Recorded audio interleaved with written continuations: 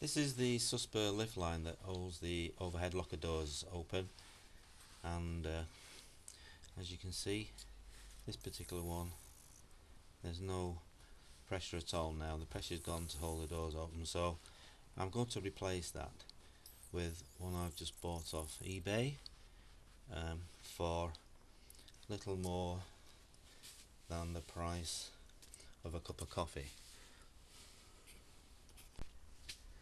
This is the unit I've purchased to replace the one in my lockers that's no longer functioning properly. I've only bought one to try it out and make sure it works okay. This particular one is a short version and it's a 60 nm rating, and I believe the ones in the Knaus are a 50 nm rating, so that's related to the weight of the doors. So I'm not too worried about the 10 difference. I don't think it'll make that much difference. The important thing is that the centres of the fixings are exactly the same. The only problem is that the Knaus has a special end on it, like so at one end and like so at the other end. So what I'm going to have to do is I can take this off this end here like so, this fixing, it just unscrews, no problem, and I can do exactly the same with the Knaus end fixing like so, and both threaded ends of the strut, and that will just screw back in as it's the same thread anyway. The problem arises when we come to the other end, which is totally different to the Knaus, as you can see. Unfortunately, the Knaus has a flange on it here, and this one again is just a screw fitting. So I'm going to have to leave that on there for now, but I'm going to explore as to whether I can get an adapter for that in the near future. In order to fit the other end, I'm going to have to choose one of these three ends that are supplied with the strut itself, and I'm going to go for this particular one because it's got slotted screws, so it gives me a little bit of flexibility with the fixing holes. I don't want to start putting new fixing holes in, I want to use the originals, and just weighing this up, it looks like it will do the job.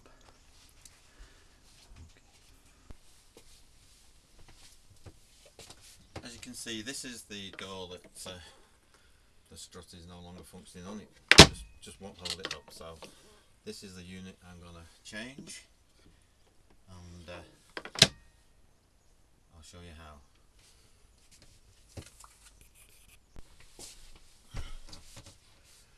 I've removed the old gas strut, which is straightforward, just removing the 4 screws, and I'm going to now replace it with the new one.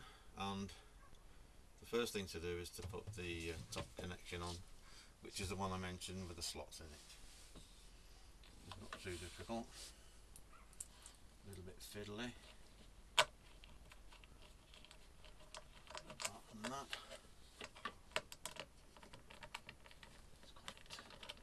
it's quite straightforward to fit. Get the next screw, put that in, that again. Put it into the middle of the slots, just to give you a feel for. Nip them up, but not too tight. All we need to do now is to get the replacement strut. You can clip the top end onto the new piece and fit. And before I even put the screws in, it does hold itself in place. Just to give you an idea of how good it is now. So it's got a nice shutter on it, and it opens up perfectly, just what I wanted.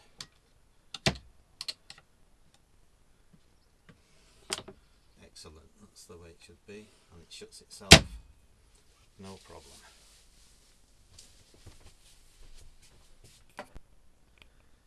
And And here we have a close-up of the finished product, which looks okay. The reason I put the top bracket this way around, as you can see with this blank side facing into the cupboard if you like, is because then if you look as I run it down here, the whole thing is in line, so you keep the alignment and there's no sort of twisting or movement on the damper joint.